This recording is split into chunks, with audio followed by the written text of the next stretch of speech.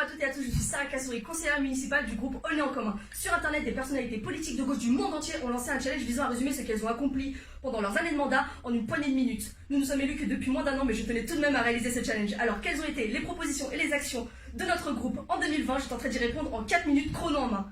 Et c'est parti. Pour faire face à la crise sanitaire, économique et sociale, nous avons proposé une cellule de crise associant les élus de l'opposition. Nous avons demandé aux maires d'accorder des aides aux familles et aux personnes isolées par des distributions de paniers repas et accorder une aide exceptionnelle aux associations solidaires, à l'AXA, au CCAS et aux centres sociaux. Nous avons également demandé à ce que des locaux adaptés ainsi que la cuisine centrale soient mis à disposition des associations solidaires. Concernant l'aide alimentaire, nous avons proposé qu'il soit mis en place un partenariat avec l'association Linky qui redistribue des invendus alimentaires aux associations et de faire connaître l'application Togo Togo qui redistribue les invendus alimentaires à des prix imbattables. Nous avons également demandé à ce que les cantines nous parvenions à avoir 50% de repas bio ou de proximité. À plusieurs reprises, concernant le calcul du quotient familial, nous avons demandé à ce qu'une tarification plus juste soit mise en place en ne tenant pas compte des prestations familiales dans le calcul. L'été dernier, nous avons proposé un plan ambitieux pour tous les âges et dans tous les quartiers. Nous avons demandé à ce qu'une aide soit accordée aux élèves n'ayant pas de matériel scolaire et informatique pour prévenir le décrochage scolaire et que des masques soient fournis gratuitement pour la rentrée. Parce que tout le monde a droit à un logement décent et à un environnement de qualité. Nous avons rencontré les copropriétaires de la Morée, avons participé à l'enquête publique et avons soutenu leurs revendications. Nous avons exigé de la municipalité une complète transparence sur la rénovation des quartiers de Cité de l'Europe, Mitry, Gros-Saul et une collaboration étroite avec les habitantes et les habitants.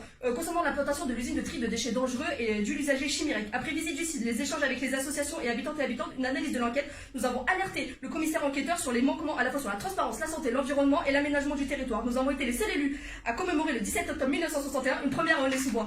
Pour faire face à l'urgence climatique, nous avons proposé un plan d'action concret avec un calendrier exigeant et une démarche vous associant. Nous avons réussi aussi demander à la municipalité de privilégier un réseau de transport et de circulation cohérent pour pallier aux problèmes d'embouteillage et en incluant enfin un réel réseau de pistes cyclables. Au conseil municipal, face au vote de soutien aux policiers, nous avons réaffirmé notre condamnation de toutes les violences et réclamé la création d'un nouveau commissariat, des moyens humains et matériels supplémentaires pour les policières et policiers et de donner toute sa place à la prévention, à la médiation dans nos quartiers et à la formation des policières et des policiers. Nous voulons que Aulnay-sous-Bois soit une ville mixte, égalitaire et inclusive. C'est pourquoi nous avons demandé à ce que les infrastructures et subventions soient pensées pour bénéficier autant aux femmes qu'aux hommes.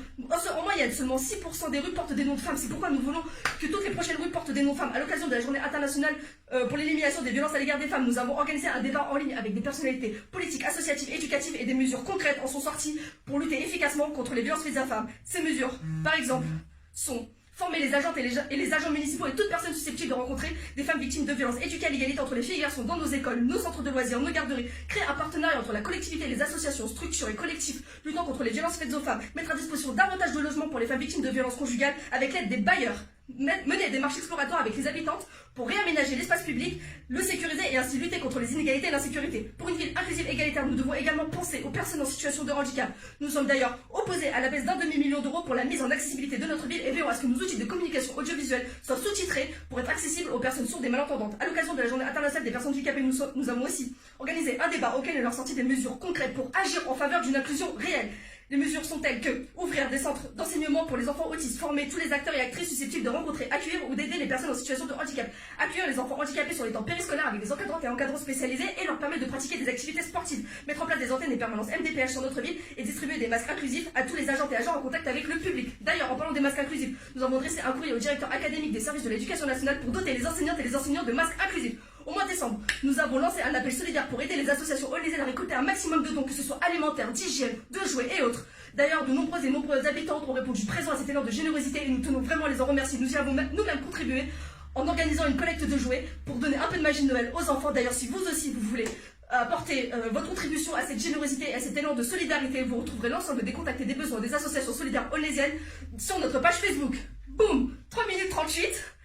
J'ai même fait moins de 4 minutes, alors bien sûr je n'ai pas eu le temps de mentionner l'ensemble des choses que nous avons faites et malheureusement l'extrême majeure de nos propositions sont constamment refusées par la majorité municipale, mais toutefois nous ne lâchons rien. Ce challenge a servi à vous rendre compte de notre travail et de vous montrer que nous sommes des élus actifs et actives et que nous travaillons sans relâche pour défendre vos intérêts et ceux de notre ville. Bien sûr, rien n'aurait été possible sans vous. Nous voulons agir pour vous, avec vous, alors n'hésitez surtout pas à nous faire remonter vos difficultés ou celles que vous constatez autour de vous et de nous faire part de vos idées. Vous pouvez nous contacter par mail à elu.e.s@gmail.com tout attaché ou par téléphone au 01 58 03 93 08. Nous faisons des permanences tous les samedis matins sur rendez-vous.